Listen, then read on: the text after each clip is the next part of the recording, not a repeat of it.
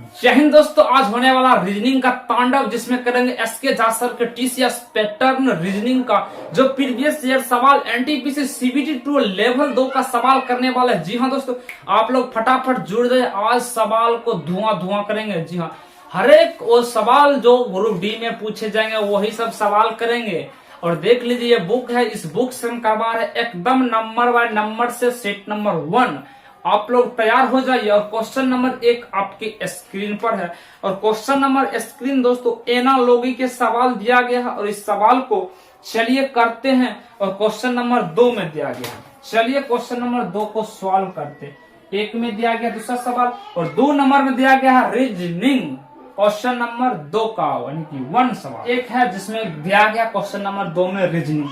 दोस्तों ये सवाल ऐसा सवाल है, थोड़ा सा डिफिकल्ट सवाल है क्योंकि सीबीटी 2 का क्वेश्चन है, थोड़ा सा घुमा के देवे करेगा। तो ऐसे ही सवाल ग्रुप डी में पूछे, ग्रुप डी एक वन डे एग्जाम है क्योंकि एक ही होगा एग्जाम, तो थोड़ा सा टफ पूछेगा दोस्तों।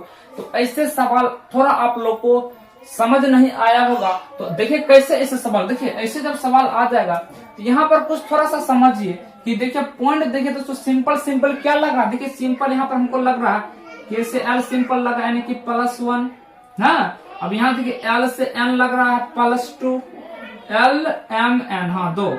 अब यहाँ देखिए C से F आइएगा तो क्या आएगा प्लस का 3 आएगा C से F, ठीक है।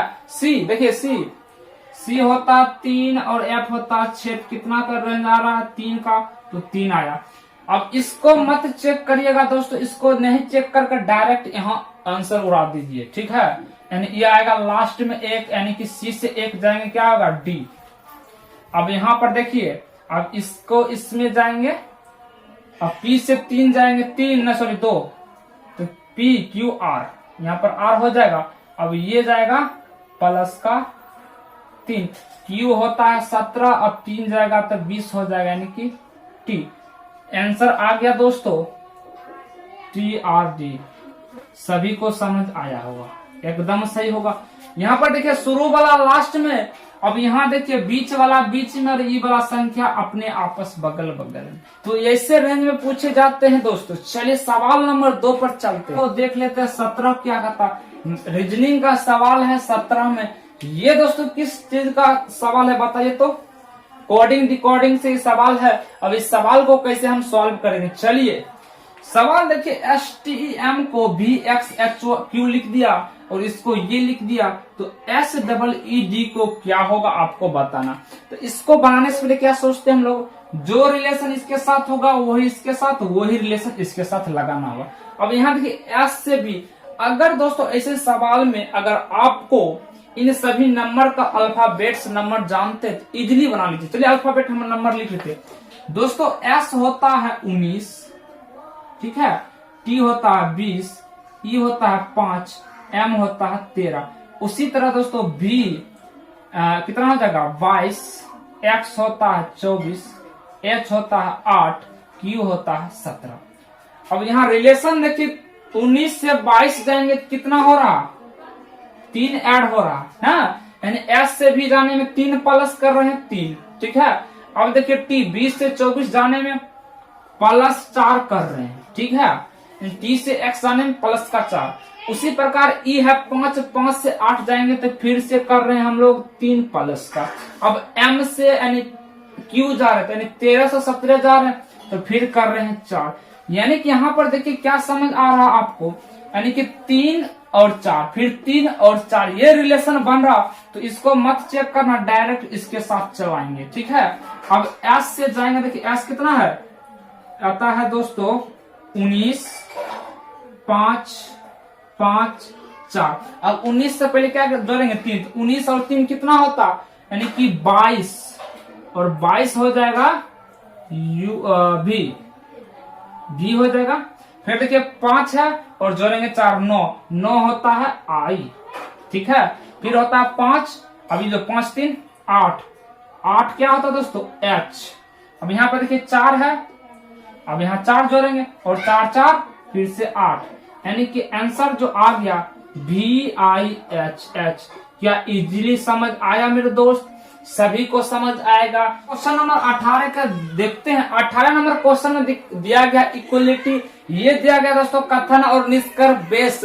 हमने दोस्तों ऐसा तरीका बताऊंगा दोस्तों, मात्र 5 सेकंड में ऐसे सवाल को उड़ा दीजिएगा, एकदम गारंटी लेता हूँ, चैलेंज है दोस्तों। अब देखिए कुछ थोड़ा सा बेसिक दोस्तों बता दें, 2 मिनट लगा, बेसिक बताते हैं। देखिए दोस्तों क्या होता है, इधर एक ये होता है दोस्तों ग्रेटर देन, एक होता है ग्रेटर देन इक्वल, ये होता इक्वल। उसी तरह इधर होता है लेस देन इक्वल और इक्वल। अब यहां पर देखिए ये बात आपको सही पता होना। देखिए यहां पर क्या होगा कि जब ये सभी संख्या, देखिए इन जो नंबर दिया गया है, ये जो दिया गया है साइन ग्रेटर देन इक्वल और इक्वल, तो इन दोनों में दोस्तों इसका जो आंसर अगर तीनों रहेगा तो इसका आंसर होगा ये होगा, ठीक है। अब इस तरह इसी में दोस्तों इन तीनों में इसका आंसर होगा ये होगा, यानी कि बराबर, यानी सबसे बड़ा वाला, यानी दोस्तों इनमें से सबसे जो बड़ा होगा वो आपका आंसर होगा। मतलब समझिए कि देखिए ग्रेटर देन इक्वल है और इक्वल है, तो इसका जो आंसर आएगा ग्रेटर देन आएगा। उसी प्रकार अगर ग्रेटर देन इक्वल है और इक्वल है तो इसका आ जाएगा ग्रेटर देन इक्वल, ठीक है। अब देखिए यहाँ पर ग्रेटर देन है और ग्रेटर देन इक्वल है, तो इसका आ जाएगा आंसर ग्रेटर देन।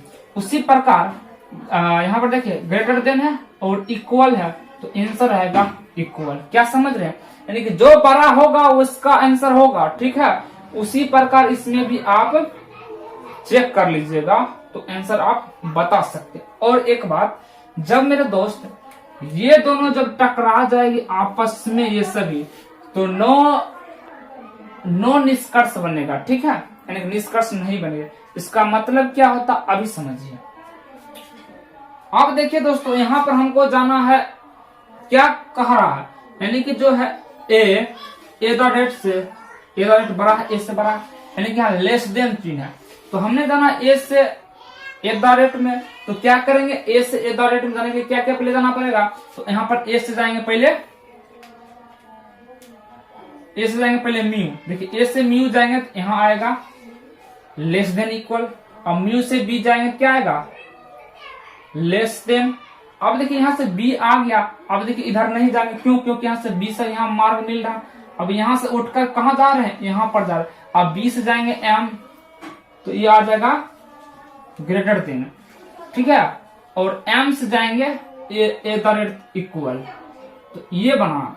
अब यहाँ पर देखिए दो जो दिया गया है, जो दो नंबर दिया गया है, दो जो साइन दिया गया है, दोनों आपस में उल्टा है, विपरीत है। जब भी विपरीत आएगा तो दोनों टकरा जाएगा, तो नो रिलेशन नो आंसर, ठीक है, नो आंसर बनेगा। तो इसका आंसर ऑप्शन नंबर ए सही हो जाएगा। ये क्या समझे, अगर दो संख्या आपस में विपरीत रहेगा तो वो संख्या नहीं बनेगा, वो खत्म हो जाएगा, उसका नो रिलेशन, खत्म आंसर। अब यहाँ उसी तरह यहाँ से जाइए, ए द रेट से ओम पर जाइए, तो ए द रेट से ओम पर इधर जाएंगे, इधर देखिए यहाँ से उल्टा जा रहे हैं, तो उल्टा जा रहे हैं, ये देखिए इधर बुरा है तो ये घुट जाएगा इधर, ठीक है। अब देखिए ए से हमने एम पर आए, एम से बी पर आए, अब डायरेक्ट यहाँ बी पर फिर से आ जाएंगे उठकर, यहाँ से बी पर, यहाँ पर बी पर। अब बी से जाएंगे ओम पर, ये देखिए सीधा जा रहे, सीधा बी से ओम पर जाएगा तो एकदम इधर ही बनेगा। अब इन तीनों में रिलेशन कौन बनेगा, ये बनेगा बड़ा वाला, तो बड़ा वाला देखिए है तो ऑप्शन नंबर बी, यानी कि ओनली बी सही है। दोस्तों ये जो तरीका है इसी प्रकार से बनाया जाता है ऐसे सवाल। जब भी दो संख्या आपस में विपरीत आ जाएगा तो नो रिलेशन नो आंसर दीजिएगा, ठीक है। जैसे देखिए यहाँ पर यानी ऐसे आ जाएगा, इस प्रकार तो नो रिलेशन, इस प्रकार नो रिलेशन, ठीक है। उसी प्रकार इस प्रकार है, एक इधर आ गया तो नो रिलेशन। तो ऐसे बात आपको ध्यान देना पड़े। चलिए आगे सवालों में चलते हैं। नंबर 22 को फिर से कर लेते हैं। और क्वेश्चन नंबर 22 क्या कहता है, देखिए क्वेश्चन नंबर 22 सीटिंग अरेंजमेंट के सवाल है। कहता है 7 व्यक्ति एक वृत्त में केंद्र की ओर मुंह करके बैठा है, जिसमें नाम इस प्रकार हर्षिता, इशिका, जैस्मिन, कपिल, रेशमा, मोहित और नीलेश एक वृत्त में है, मेज पर बैठे। यानी एक वृत्त बना लीजिए। हमने दोस्तों वृत्त बना, ये केंद्र है, केंद्र की ओर सभी व्यक्ति बैठा है। ठीक है, टोटल 7 आदमी, 2 4 6, 2 4 6 और एक यहाँ पर 7। ठीक है, 4 3 7, 7 हो गए, 7 आदमी हमने बना लिया। अब सवाल को पढ़िए, कहता हर्षिता मोहित के दाएं दूसरे स्थान पर, मोहित यहाँ पर कहीं भी मोहित ले सकते, चलिए यहाँ पर हम लिखते हैं मोहित के दाएं दूसरे स्थान पर है हर्षिता। चलिए हमने हर्षिता को ले लिए। अब आगे कहता है और, अब देखिए और किसके लिए आ रहा है दोस्तों, और जो आ रहा है ना हर्षिता के लिए ऑब्जेक्ट के लिए पहला पर्सन के लिए आता है और। आप सिटिंग अरेंजमेंट पढ़े होंगे तो और आता है पहला पर्सन, पहला पर्सन क्या, हर्षिता। क्वेश्चन कहता है कि हर्षिता मोहित के दाएं दूसरे स्थान पर बैठा है और कपिल के बाएं तीसरे स्थान पर बैठा, यानी कि कपिल के बाएं कौन, हर्षिता। तो कपिल के बाएं यहाँ पर ले लेते हैं कपिल। अब देखिए कपिल का बाएं इधर होगा और इसका दाएं इधर। देखिए अपना दाएं लीजिए और अपना ही बाएं लीजिए, ठीक है, अपने आप पर सोचिए। तो कपिल का बाएं तीसरे, देखिए 1 2 तीसरे स्थान पर हर्षिता बैठी है। फिर कहता है इशिका और जैस्मिन कपिल के बगल में, इशिका और जैस्मिन कपिल के बगल में, इशिका यहाँ भी आ सकता, यहाँ भी आ सकता और जैस्मिन भी यहाँ और यहाँ कहीं भी आ सकता। अभी हम नहीं बैठा सकते, कोई क्लियर बात नहीं है, थोड़ा सा इससे आगे पढ़ते क्वेश्चन को। फिर कहता नीलेश इशिका के दाएं दूसरे स्थान पर है। तो चलिए दोस्तों हम एक बार इसको रखते हैं, नीलेश है इशिका के दाएं दूसरे स्थान पर। ठीक है, नीलेश हाँ नीलेश है इशिका के दाएं, जो नीलेश है नीलेश इशिका के दाएं है। तो इशिका अगर यहाँ रखेंगे तो इसका, अगर इशिका यहाँ रख, इसका दाएं यहाँ पर आ जाएगा। तो इशिका के दाएं और दूसरे स्थान पर नीलेश, और इशिका के दाएं यही होगा। जब इशिका यहाँ आया तो जैस्मिन यहाँ आ जाएगा। हाँ समझ रहे हैं दोस्तों। तो यहाँ कौन बचा है, रेशमा बचा है। अब हमारा पूरा ये सिटिंग अरेंजमेंट बनकर तैयार। अब क्वेश्चन 5 नंबर ये दे देगा, लेकिन दोस्तों 5 नंबर पूछते हैं बैंकिंग में और यहाँ पर सिर्फ एक ही पूछेगा। क्वेश्चन का था हर्षिता के दाएं बगल में कौन बैठा। देखिए हर्षिता के दाएं बगल में इसका दाएं कौन है, रेशमा। अब इसका आंसर आ गया मेरे दोस्त रेशमा। चलिए आगे सवाल पर चलते हैं। नंबर 23 को देख लेते हैं। क्वेश्चन नंबर 5 को हो गया है और क्वेश्चन नंबर 23 में फिर से दोस्तों आ गया है एनालॉगी।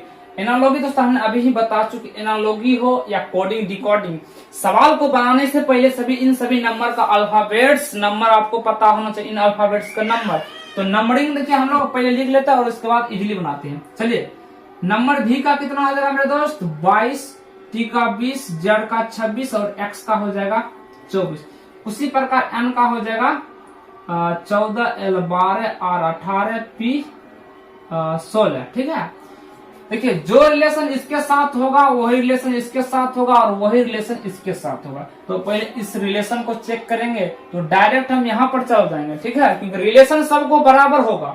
चलिए यहाँ पर देखिए दोस्तों, अगर 22 से 14 में अगर हम जाएंगे तो देखिए माइनस का 8 हो रहा, फिर 20 से आप 12 में जाइए फिर से माइनस का 8 आ रहा, और 26 में 18 जाइए, ठीक है, फिर से माइनस का 8 आ रहा, और 24 में आप फिर 16 जाइए फिर से माइनस का 8 आ रहा। यानी कि देखिए 14 और 8 कितना होगा, 22। इसमें माइनस तो हो रहा तभी तो 14 आया, यानी कि सभी माइनस 8 है। तो उसी प्रकार यहाँ पर भी होगा माइनस 8। तो यहाँ पर हम चेक नहीं करेंगे और डायरेक्ट यहाँ पर चल जाएंगे। तो डायरेक्ट यहाँ पर देखिए सवाल को आंसर हम लोग, तो डायरेक्ट यानी कि इसका वैल्यू कितना, देखिए पी का हो जाता है 16, एन हो जाएगा 14, टी हो जाएगा 20, आर होगा 18, और सभी में 8 कम करके लिख दीजिए। तो 8 कम करेंगे तो कितना होगा, क्योंकि यहाँ पर भी 8 कम हो जाएगा, यहाँ पर भी 8 कम, यहाँ पर भी 8 कम और यहाँ पर भी 8 कम, क्योंकि यहाँ पर देखिए 8 कम आ रहा है तो हमें यहाँ पर 8 कम, तो 16 में से 8 गया 8, यानी कि 8 क्या होता है एच। अब 14 में से 8 गया 6 होता है एफ, और 20 में से 8 गया यानी कि 12 होता है एल, और 18 में से 8 गया यानी कि 10 होता है जे। आंसर आ गया एच एफ एल जे। यही दोस्तों इस सवाल का आंसर हो गया। देख लेते हैं ऑप्शन नंबर, तो option number H F J L J, option number A आपका सही हो जाता है। ठीक है दोस्तों, तो दोस्तों आज की हम लोग सवाल को यहीं रखते हैं। आगे दोस्तों इससे आगे आपको बताऊंगा नेक्स्ट वीडियो में। तब तक के लिए दोस्तों जय हिंद।